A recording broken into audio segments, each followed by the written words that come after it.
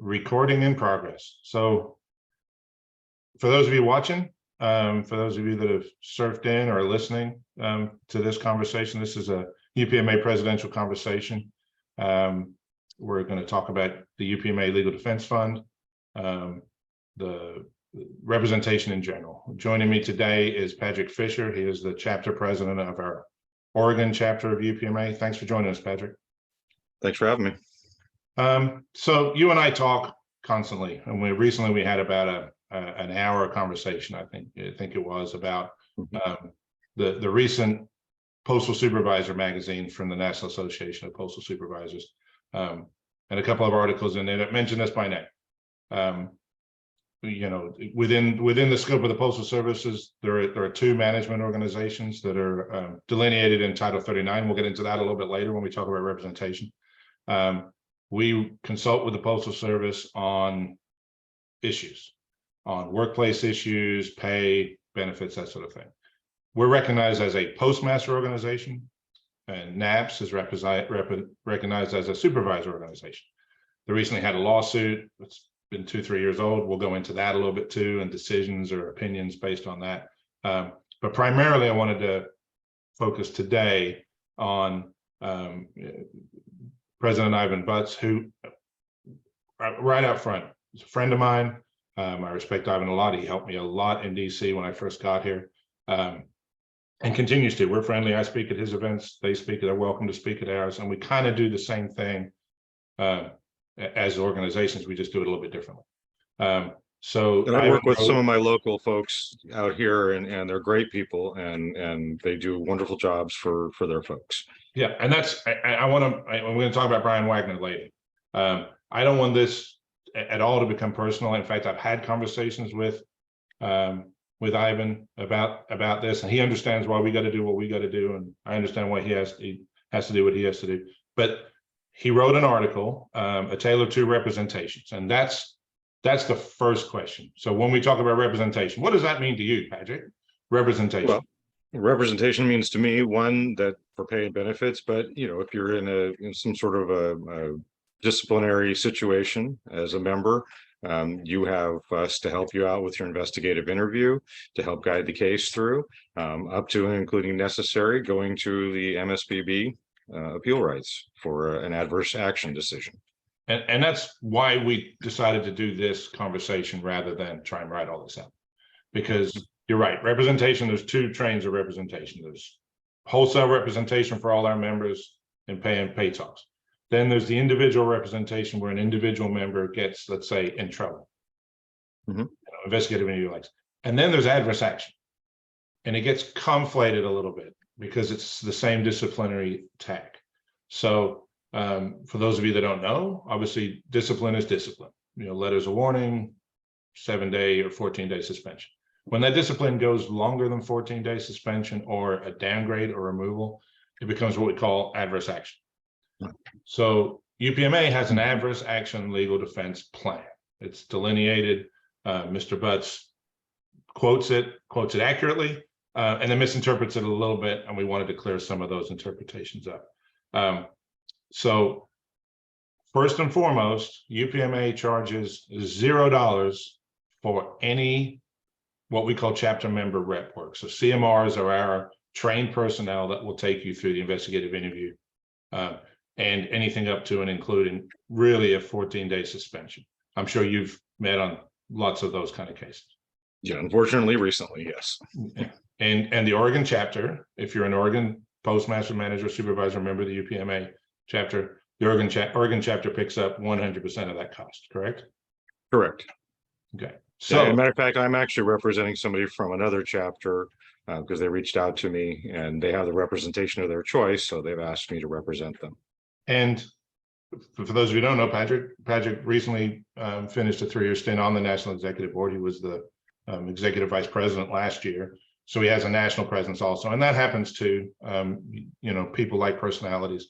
I want you to represent me, but we don't make any charge. There's no upfront costs or anything. If you call for an investigative interview, you're a UPMA member, you get representation straight away. As a matter of fact, I mean, I've had people that have joined right before their investigative interview. We sign them up as a member and then sit in with their to represent them in the investigative interview. So And under the ELM, the employee labor manual for the Postal Service, you are entitled to the representative of your choice as a member, as a person that works for the Postal Service. You're entitled to what you can bring your grandma if you want. They can be a representative. If they're a postal employee, they are granted a reasonable amount of official time to do that. So, but travel, if we have to stay over, anything else is completely borne by the chapter, up to what we're going to talk about in a minute, the adverse action. So the claim is, the Mr. Butts claims is adverse actions is a $3,000 upfront cost. Now that isn't the case, right? Right. You know, when something becomes an adverse action, so again, you get called for an investigative interview, you've never been in trouble before, we don't know where it's going to go, right? So we go for the investigative interview, we wait for the discipline to be issued. If an adverse action is issued, that isn't upfront. We don't ask for any monies upfront at that point. You continue to get, now that will move from our chapter member reps to our adverse action counselors. We have 11 now adverse action counselors all around the country, active and retired employees. John Sertich from Illinois heads up that committee. And once an adverse action is issued, the file goes from the chapter member rep to the adverse action counselor. Again, no monies change hands at that point. What happens then is you usually appeal it to mediation, because that's right in the form. We always recommend you do mediation. Then you're going to appeal to the issuer. Then you're going to appeal to the deciding official. All three of those things are taken care of by the adverse action counselor 100% on UPMA. Mm-hmm. In the unlikely event, and I got to tell you how unlikely this is, and it's a little bit of the problem I have with the issue, the Postal Supervisor issue in Ivan's article. It's very rare. Adverse action is incredibly rare. I think we have 22 cases. We got 9 new cases last year for a total of 22 that date back till way before the pandemic, 2018, 2019. So out of the 56,000 EAS employees, and we represent pieces as well in adverse actions, out of 22,000 potential, 52,000 potential cases, we have a handful that actually end up being adverse action. So we're not talking about every time you get in trouble, what have you. So those individual cases, when the deciding official upholds the demotion, the suspension of 15 days or more, or the removal, we then give that case to, and here's the key word, a lawyer. Right. We have a legal team in San Antonio, Texas, that takes care of all that. There's a team of them that takes care of all the work beyond that. And obviously they're a lawyer, they get paid. And we've averaged the cost out over the last several years. The average cost of those cases is $12,000. So I noticed that in NAPS Disciplinary Defense Fund representation request form, it even states the representative provided may not be an attorney. Yeah, may not. I mean, I don't know. I think they have an attorney that consults, and this is the difference in the two cases. I think if we were going to be fair here, we would compare their disciplinary defense fund with what our CMRs do. Right. Our legal defense plan is just that, and they don't have an equivalent to offer. They don't have a lawyer that's going to consult with you directly as a member. Really takes the case away from UPMA. We monitor it, we manage it, we pay the bills, but they don't have. So when you go to MSPB, you're going to have a lawyer with you to argue the case at the Merit Service Protection Board, which most EAS have. If you supervise 2 or more, if you're an exempt employee, you get MSPB appeal rights, just like, or you're a veteran. So some members may not get MSPB appeal rights, but having said that, the mini MSPBs they do at headquarters, we still have a lawyer take care of those. So it is a true statement that when you get to that position, right, and you're right. So now there's a couple other things. When does coverage start? for UPMA. I'm a UPMA member, when does my coverage start if I'm faced with discipline? Well, we'll represent you again up until that MSPB, until the time it comes to the lawyer, until 1 year, which is, partially why we have a free year dues, because we're not getting to that point, but you're still getting represented up until that point, which is why I encourage people to join up earlier. Correct. The earlier you join, the better. Plus, it's free for a year. We'll get into that at the end. Right. So again, Ivan said that your free membership, it's a direct quote from the article now, gets you zero representation from any adverse action initiated against you by the USPS. Zero, nada, zilch. This free membership exposes you and your USPS career to the risk of termination without support. That is not a true statement. Right. That is a misinterpretation of what representation is. It is true in that first year, you will not have access to the legal defense plan and a lawyer. That is true. If the discipline is issued within a year of you joining the organization.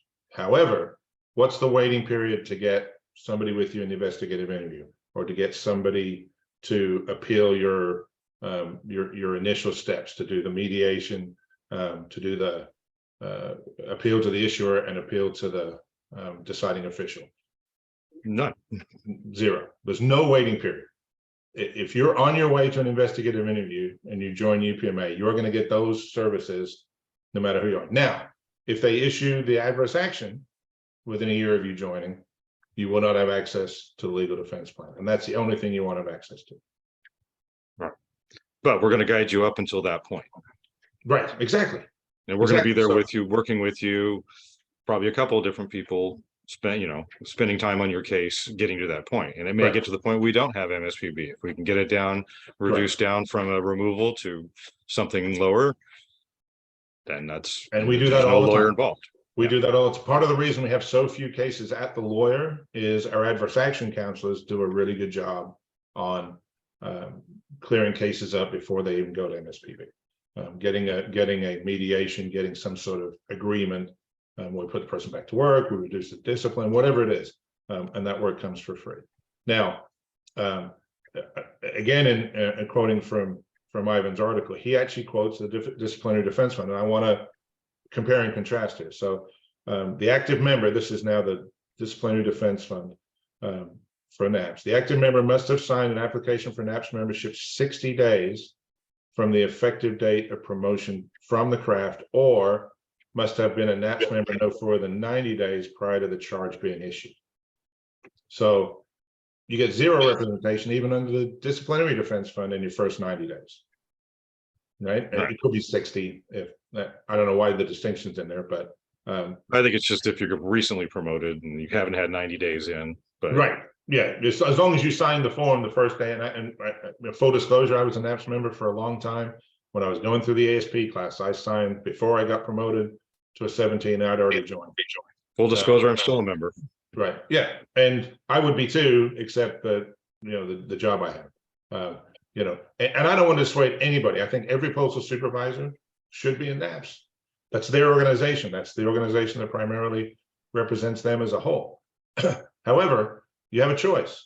And we have almost 5,000 supervisors and managers that are not postmasters that are part of our organization, and they feel, as I do, that we offer better services.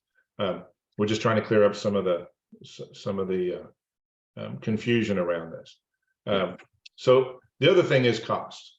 So the DDF, the NAPS DDF, they claim costs zero to the member. That isn't exactly accurate either. So I'm looking through the Constitution for them and their dues, $13 from every member per annum is applied to their defense fund. Right. So, so essentially everybody's paying earmarked $13 a year to that, whether you use it or not, whether you're involved, whether you have a case or anything. Right. So 50 cents a pay period of your NAPS dues gets put in the Disciplinary Defense Fund, whether you need it or not.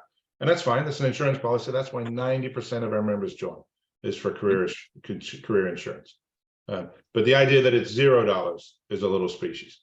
Now, we don't do that. We only, in a very rare case you get to adverse action, UPMA only directly costs an affected member, somebody that's been issued discipline. So talk about the free year for just a minute and representation. Membership in UPMA is a great value. $15 a pay period to secure your career, to give you networking opportunities, the education opportunities, the personal improvement opportunities that we have. It's a great deal. Right now, we're running a membership promotion where it's free for the first year. The National Executive Board felt that in order to entice people in, to have them look, compare and contrast the two organizations, you can join for a year, see if it's for you. At the end of that year, if you continue to stay in the organization, you're eligible for the Legal Defense Fund, and there's nothing that's off bounds to you. We don't have any earmarks. We don't charge people, and move that monies around. It is simply a benefit of joining the organization. I think it's certainly the premier product in the marketplace when you consider we're the only ones that offer a lawyer, and regardless of the stipend that we might charge. And I would add a point that part of that, and internally, we made a decision as a national board to actually pay that half a year's dues to the chapter in order to help them with the costs that are associated with potentially representing some of those members on investigative interviews and mediation meetings. That's a great point. We fully fund from the national office. We split our dues exactly 50-50 with the chapter. So that first year, the national actually funds that whole deficit. The chapter's not hurt. And the reason for that is, you're right, I'm not the one they're calling when postmaster of somewhere Oregon gets in trouble. They're calling you, and it's your budget and your chapter that has to foot the bill for any travel or expenses incurred in representing that person. So if you've signed them up in the first, again, for $0 cost to the member, to them, yeah, we fully fund that. So that is an important distinction. The other thing I wanted to touch on before we move into the representation part, which is a little bit different conversation. In the very rare case, Ivan, looked at our legal defense fund. It's on the website. It's on unitedpma.org. Anybody can look at it. There is a clause in there where, if in the opinion of our lawyer, a case is not justifiable to pursue, the UPMA National Executive Board, with 80% approval, mind you, it's not a single vote, reserves the right to cease the use of the legal defense fund. Let me explain what that is specifically. So let's say Padric gets in trouble, he gets fired. We go through the process. We're at MSPB. The postal lawyer makes an offer to demote Padric back to a lower level, give him all his back pay, put him back to work, save his career. And our lawyer is of the opinion at that point that that's the best deal we're going to get. We're not going to get a better deal if we get a ruling from the judge. It's possible that Padric, because at that point he's not spending any of his own money. He's already, the $3,000's already been spent. We've got $9,000 or more into the case. It's possible that Padric at that point says, no, I want to roll the dice. I think I get a better deal. If legally the problem is that the lawyer considers Padric the client, but Padric's not footing the bill, UPMA is. So the lawyer at that point will come to us, and I've been on the board close to 10 years one way or another. I think that there's been 2 cases where this has come before the board.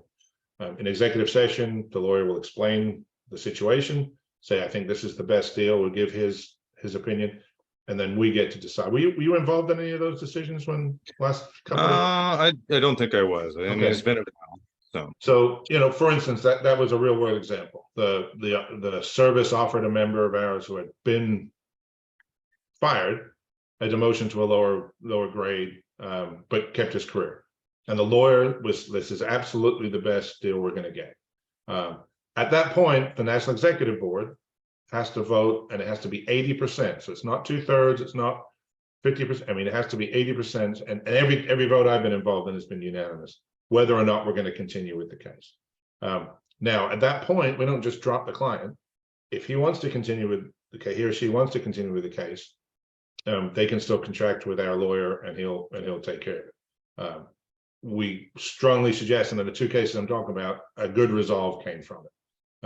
So I don't want the misconception out there that we're going to look at every case as a national executive board and decide whether or not it has merit, with one proviso. If you've committed a crime, if you're charged with a crime, so it's not administrative, they're charging you with theft, let's say.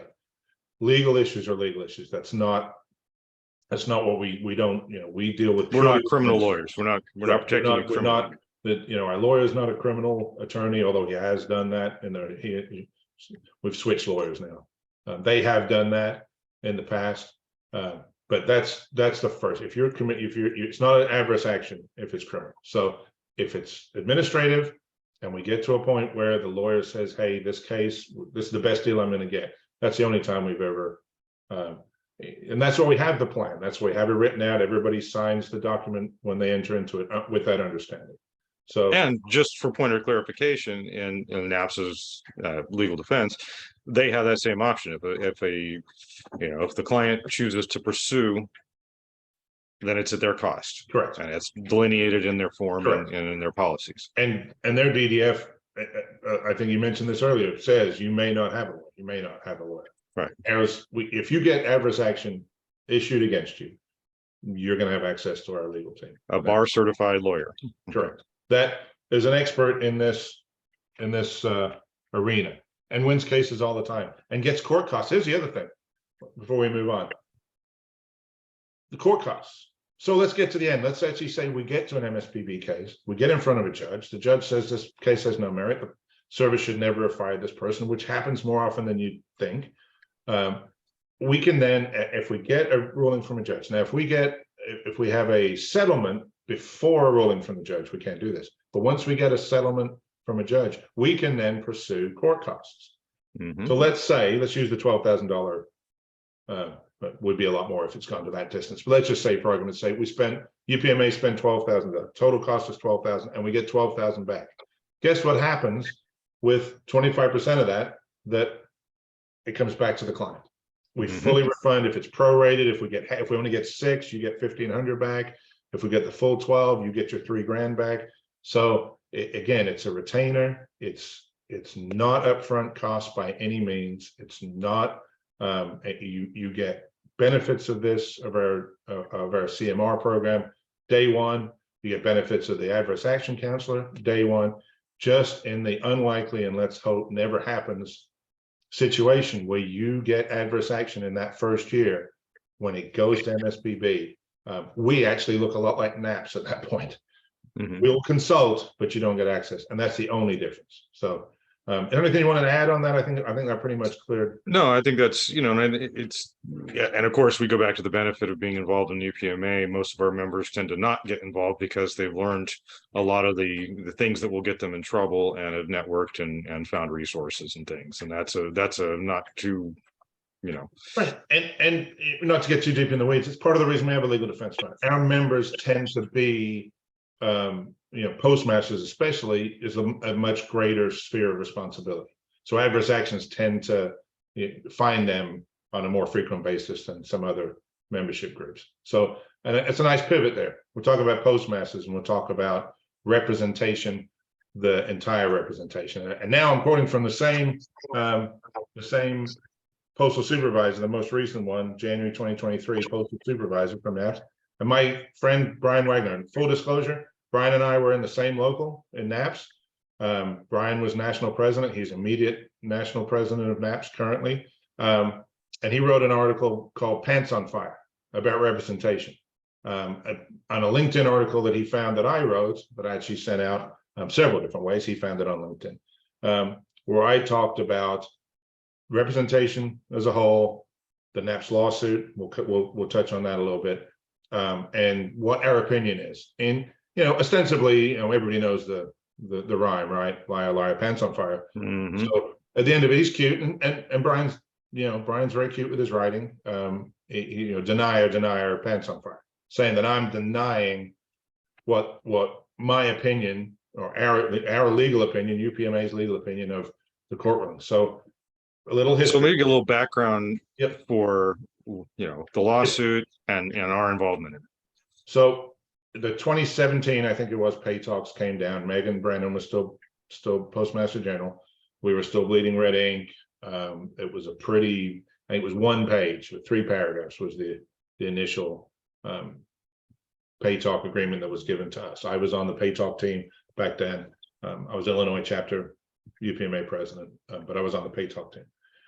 We didn't like it very much, went backwards and forwards. The final decision came out, and we actually contracted with a firm to explore what NAPS actually ended up doing, which is going to mediation. It's actually delineated again in Title 39 that says if you don't like the pay talks, you can go, and we get a representative on the team of 3. They get a representative, then those 2 pick a 3rd person, and those 3 arbitrators, if you like, for want of a better word, look at the pay package, decide if it conforms with the law, and that's the fact finding. And then renders a decision. When that decision is rendered, the Postal Service has to give it full and fair consideration. Now, I'm still not sure what full and fair means, but in this instance, we were going to go at that point. Then National Co-President Sean Accord and Tony Leonardi went to Megan independently and said, hey, we really need these 4 things, or we're going to have to go to fact finding too. She gave us 3 of the 4 things. So we accepted the pay package. NAPS did not. I'm not aware that they went and asked Megan personally or not. So they went to fact finding. They got a positive ruling from fact finding. They then appealed. Then they gave that fact finding ruling to the Postal Service. And what did the Postal Service do? Give a full and fair consideration and said no. And told them to pound sand. Right. So then NAPS went to court. They went to the district court. Now, this is the point at which UPMA gets involved in that court case. Because Section 5. Yep. Section 5 talks about representation. Let me pull that up real quick so I have it on my, so I can read. So 1004 of Title 39 talks about representation. And you got to understand, Title 39 is a living document, right? It gets modified. It gets amended. Congress amends it, the same as it does any other law. It talks about supervisory and other managerial personnel who are not subject to collective bargaining agreements. Upon representation, evidence for the Postal Service that a supervisory organization represents a majority of supervisors. So that'd be NAPS, right? NAPS has a majority. To me, a majority is 50% plus 1. I think there's 20,000-ish supervisors, just supervisors, level 17 supervisors. They have a majority of them, so they're recognized as a supervisor organization. Here's the bone of contention. That an organization, and in parentheses, it says other than an organization representing supervisors. UPMA's stance is that's not NAPS, so it's excluding NAPS from this.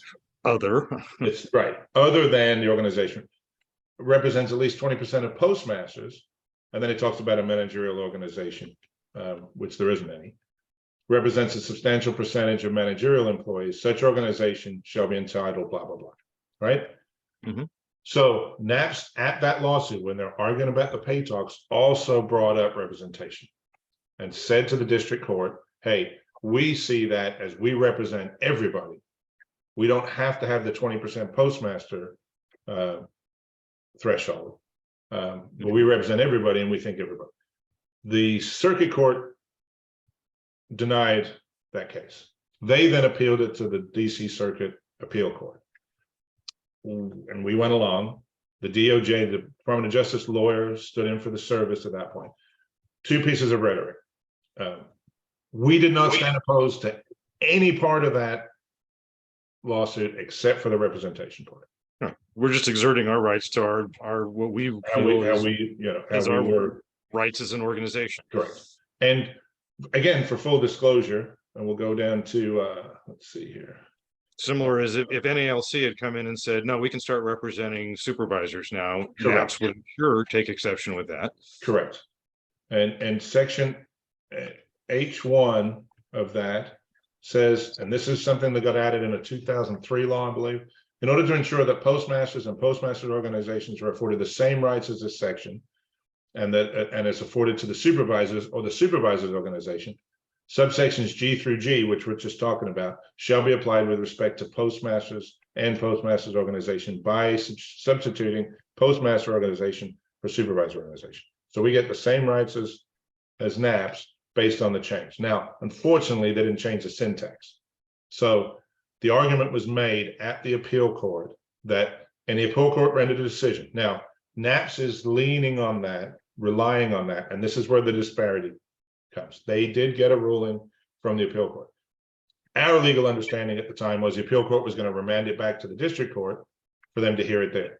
They didn't just do that. They ruled on the merits of the case, which they only got one side. They only got NAPS's side on the appeal. NAPS was making the argument that their case had merit and it should have been heard at district court and not dismissed. We and our lawyers at that point thought that that's the only decision they made. Yes, it has merit. Go ahead and hear it in district court. They didn't do that. They rendered a decision and they came up with this nested structure.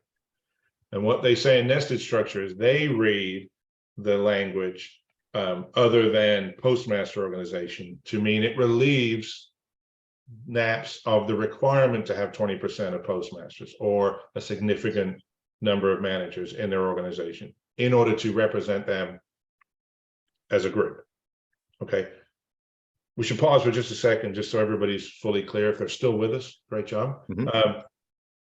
We're not a closed shop. We're not a union. We don't have a contract. So when we go to negotiate, for want of a better word, consult on pay issues for postmasters, we're doing it as a class action.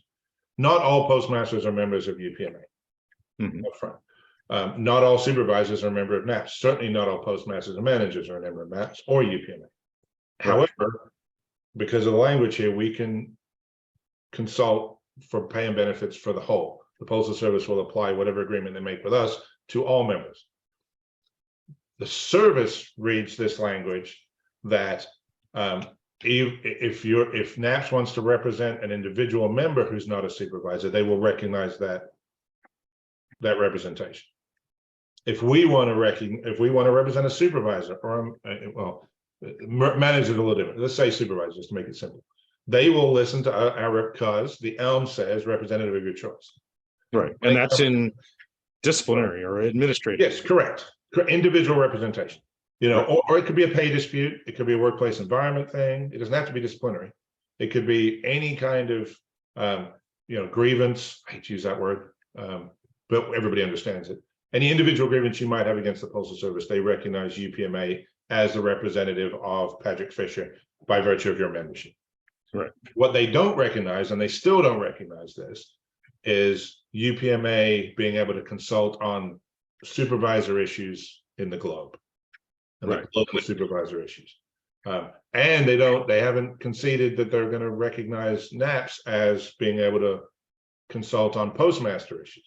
That's a very good point. So, because a lot of the rhetoric talks about how they won this historic decision and how they can represent everybody, the Postal Service has not changed how they interact with either of the two organizations. And rhetoric's a good word. First of all, I want to say that the appeal court, although it rendered a decision, they remanded the case back to district court, and it has to be heard in district court. Now, it's quite possible that the district court, and this is very possible, the district court is going to say, well, we know how it's going to get ruled on when it gets to the appeal court. They may just take the appeal court decision and render that same decision because they then know it's not appealable. But that's not necessarily the case. So yes, NAPS got a piece of paper from appeal court saying a few things, but the case still has to be adjudicated in district court. We've had hearings on that. We're in discovery right now. The Postal Service doesn't consider this to be a settled case. Correct. They consider that they're still in the legal process and they're still moving forward. Correct. And I want to make a really important distinction at this point. We are not siding with the Postal Service. UPMA is not siding with the Postal Service against the interests of any EAS, UPMA member, NAPS member, non-member, any of it. We're not siding with the Postal Service and saying that the pay talks fact finding shouldn't be upheld. We're not saying. All we're saying is that as we read Title 39, NAPS has supervisors, we have postmasters, and we share managers. It's basically what our position. That's a third uncharted thing, and it's very murky. So there is some confusion. Brian says that there's some confusion. The United States Court of Appeal has confirmed that NAPS is entitled to represent all USPS supervisors, managerial personnel, and postmasters.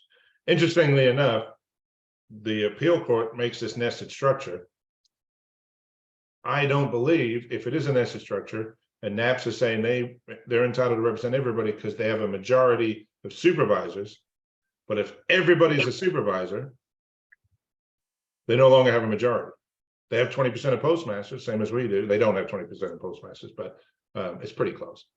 Postmaster positions, let's say. But you have to have a majority of supervisors. I don't believe either one of us represents 50% plus one of all non-career, non-bargaining unit employees. So there's a couple of discrepancies that we have to let the courts figure out. The other thing is inside the nested structure, if it does become, the Postal Service decides they are going to honor it, NAPS gets everybody. We get postmasters and managers, which we didn't have before when we weren't asking for. We feel like we represent managers. We feel like, we should be consulting on paying issues. The truth is, over the years, they've applied the pay deal they've given to us to, you're a level 20 postmaster, I'm a level 20 postmaster, a level 20 station manager gets the same deal that we got. So it's a little disingenuous to say that they've had that it's fine. And again, I consider Brian a friend. We worked very closely. We were in the same district for a long time. Our offices were 40 minutes apart. When he was a postmaster, he bounced back and forth several jobs in the service, but he was a postmaster for a while. NAPS is a good organization, and they just do things a little differently, which is good. I think everybody has a choice. Choice is important. Yes. But the idea that that this is settled law and the Postal Service, we only get postmasters and nobody else, and they get everybody, including postmasters, is just not the case as the law stands today. Right. Because they wouldn't be fighting back in district court to try and look for it. I bring all this up, none of it to knock NAPS, to whatever. It was just our response to the couple articles that were in the newsletter this week. And it's a kind of a confusing issue. There's a lot of legalese. There's a lot of legal maneuvering as far as moving through the court system, and so that's an important thing to people get a little they just, if they hear something, they think that that's what it is, with maybe not understanding the context in which those it's a very decisions were nuanced. rendered. It's a very nuanced. I listened to. We weren't physically. It was still during COVID when the appeal court had the hearing. I listened to our arguments and the NAPS arguments, and that's they only heard the one side, and they came up with this nested structure, and that may end up being how we look at things. I don't know, but two things I want to make clear. Currently, NAPS is not a postmaster organization. It's not recognized under Title 10. It's recognized as a supervisor organization, and they have to have a majority. We are recognized as the one organization that can represent postmasters. The second part of it is we are not standing with the service against anybody on the EAS ranks for all the other stuff when it comes to pay talks, planning and development programs. And in fact, we've made some inroads, I believe, especially these last couple of years, with a across the board 3% increase. We just had the announcement of the special exemption coming back for people that are having to perform craft work because they're so short in their offices. That's all from a direct result of us consulting with the service on everybody's position. And I think that by keeping taking those 3 of the 4 points there, we've kept a door open with the Postal Service, and they've been able to make some great instrides, like you said, and getting some of those things, and by keeping that door open and the communication going. Yeah, and I again, Ivan, Brian, Jimmy, Chuck, those guys over there at NAPS, utmost respect for what they do and how they do it. Glad that we can partner on the stuff that we partner. They understand that we have a difference of opinion, but I will say this to Brian: an opinion is just that. Your opinion is not a fact. My opinion is not a fact. My opinion is my opinion. And when I proffer my opinion, you can't call on the veracity of that opinion that you can't lie about your own opinion. It's my opinion. And it's a studied legal opinion that we've got to, obviously we have a perspective, but the idea that I'm denying facts is not true. What is being is, and it's similar to Ivan's article. He tells you part of the story, but when you deep into it. So at this point, I think we're good to wrap up here. I want to invite any AAS, any pieces, any non bargaining unit employee can join UPMA today. Go to join.upma.org. I'll have a QR code at the end of the thing here. Scan it, join. It's free for a year. I believe the benefits that you'll get from being a member in your personal development, your leadership development, networking opportunities if you're looking for upward mobility. We are the premier managerial management association is what they call us. We're the MAs, the Management Association, and within the Postal Service. Padric can attest to several years we've spent with this organization, and part of the reason way better off as an employee, as a person, as a father, as a husband. I've learned so much from the people in this organization that it's absolutely worth just checking it out and see what's available to you. So there we are, guys. This is the end of the first, what should we call this? UPMA presidential conversations. There you go. Let's give it a name. Find us where you can. We have the YouTube channel. You obviously found it because you're here. We are on Facebook. We're on LinkedIn. I'm personally on Facebook and LinkedIn. Reach out. UnitedPMA.org is the easiest way to look at what we're all about. The number for the national offices there, you call me. My cell phone is all over that website. Feel free to call if you have any questions. But with that, we're going to let you go. We appreciate your time, and we'll see everybody next time. Thank you.